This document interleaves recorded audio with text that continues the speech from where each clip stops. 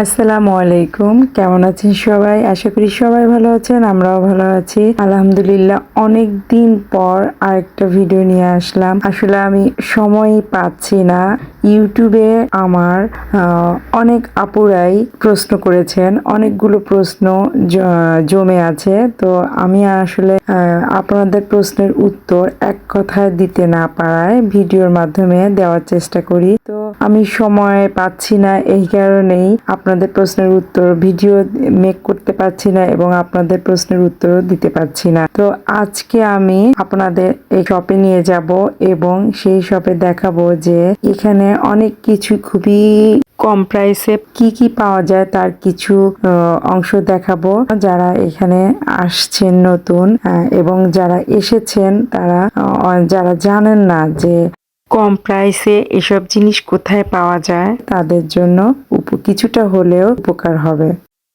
এই ভিডিওটা সেদিন আমি বিরিয়ানি রান্না করেছিলাম। রান্না বাড়ি শেষ করে তারপরে আমরা বের হয়েছিলাম। আসলে মূলত তার জন্যই বের হয়েছিলাম আমি আমার হাজবেন্ড। তো হাঁটতে হাঁটতে আমরা এই শপটা খুঁজে পাই। যেহেতু আমরাও আয়ারল্যান্ডে নতুন, তো অনেক কিছুই জানি না।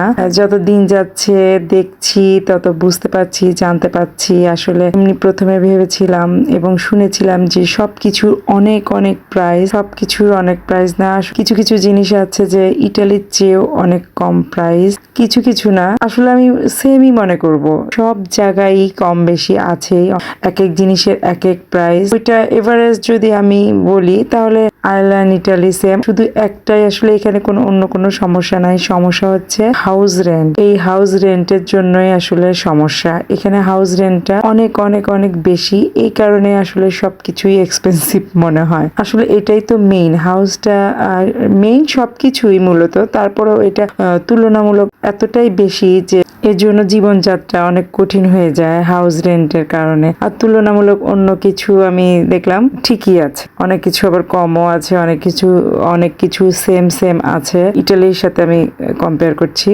তো আমি এই শপে এসে আমার বাচ্চাদের জন্য, স্কুলের জন্য এবং বাসায় লেখাপড়ার জন্য জিনিসপত্র কিনলাম। তো খাতা কিনলাম, যেটা খুবই প্রয়োজন। এখন আমি সিটি সেন্টারে গিয়েছিলাম, কিছু কিছু শপে দেখলাম এতই প্রাইস বেশি। তো আমি এই কারণে ইটালি থেকে মানুষের মাধ্যমে, এক ভাইয়ের মাধ্যমে আর কিছু খাতা নিয়ে এসেছিলাম। তো অনলাইনও ছিল, তো অনলাইনে আমি দেই নাই। তো যেহেতু সুযোগ ছিল ইটালি থেকে আনার, এর জন্য ইটালি থেকে এনেছিলাম। তো এই শপে এসে দেখি যে কেনই আমি ওই ভাইটাকে কষ্ট দিয়েছি, ইটালি থেকে আমি কেন খাতা আনিয়েছি। ইটালির চেয়েও এখানে খাতার প্রাইস কমও আছে, আবার সেমও আছে, আবার বেশিও আছে। এটা দেখতেই পাচ্ছেন এই জিনিসগুলোর প্রাইস কেমন।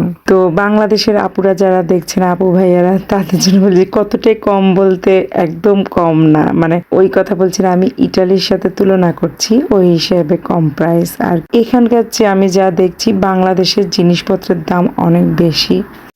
বাংলাদেশের জীবনযাত্রা অনেক কঠিন হয়ে দাঁড়িয়েছে মধ্যবিত্ত ফ্যামিলির জন্য আর কি। যাদের অর্থ আছে তাদের তো কোনো সমস্যাই নাই, সে যেখানেই হোক না কেন। আর মধ্যবিত্ত ফ্যামিলিদেরই যত কষ্ট, সমস্যা। তা আমি আমার বাচ্চার জন্য কিছু অ্যাক্টিভিটিস বুক কিনলাম, কপি বুক কিনলাম, এই তো, তারপর নোটবুক এগুলো। আর বাকি টুকিটাকি কিছু কিনেছি সংসারের জন্য। পেন্সিল ব্যাগ কিনলাম পেন্সিল রাখার জন্য। তো এখানে অনেক কিছুই আছে, ঘরের সংসার, মানে আমাদের সংসারের অনেক কিছুই রয়েছে। যাই হোক, এত বকবক না করে আপনারা দেখতে থাকেন আর আমি কিছু প্রশ্নের উত্তর দিব এখন। তো তাহমিনা খান আপু অনেকবার বলতে বেশ কয়েকবার প্রশ্ন করেছেন, তো ওগুলোর উত্তর দিয়েছি। তো আরেকটা উত্তর আমি দেইনি বলতে, আপু হয়তো ভিডিওটা দেখেছেন কিনা জানি না। আপু প্রশ্ন করেছেন যে আয়ারল্যান্ডে এখন জব অ্যাভেলেবেল কিনা। তো আপু আমি এর উত্তর এর আগেও আমি দিয়েছি, যাই হোক আবারও দিচ্ছি। হ্যাঁ, এখনো অ্যাভেলেবেল আছে, তবে সেই আপনি যখন তখন জব পাবেন না। অবশ্যই কারো রেফারেন্স থাকলে খুবই ভালো। তো এমনিতেই সহজেই এখন জব পাওয়া যায় না, অবশ্যই রেফারেন্স লাগে। আর ভাগ্য ভালো থাকলে তো কথাই নেই। ঋতু নামের আইডি থেকে ঋতু আপু প্রশ্ন করেছেন, আপু বাসা নেওয়ার জন্য কি ইনডিটারমিনেন্ট কন্ট্রাক্ট লাগে কিনা? আপু সম্ভবত ইটালিতে থাকেন। না আপু, ইনডিটারমিনেন্ট কন্ট্রাক্ট লাগে না, তবে 6 মাসের বুস্তাবাগা ওরা চায়। 6 মাসের বুস্তাবাগা হলেই আপনি বাসা নিতে পারবেন, কোনো সমস্যা নেই। ব্রোকেন হার্ট আইডি থেকে ভাইয়া কি আপু আমি জানি না, মেবি ভাইয়া হবেন। উনি জানতে চেয়েছেন ভিজিট ভিসায় আয়ারল্যান্ডে এসে কি থাকা যায়? না ভাইয়া, ভিজিট ভিসায় এসে আয়ারল্যান্ডে থাকা যায় না। ভিজিট ভিসাটা আপনাকে 3 মাসের জন্য দিবে। আপনি 3 মাস এখানে স্টে করতে পারবেন, তারপরে আপনি আর স্টে করতে পারবেন না। তো 3 মাসের বেশি আপনি ভিজিট ভিসায় এসে থাকতে পারবেন না আয়ারল্যান্ডে।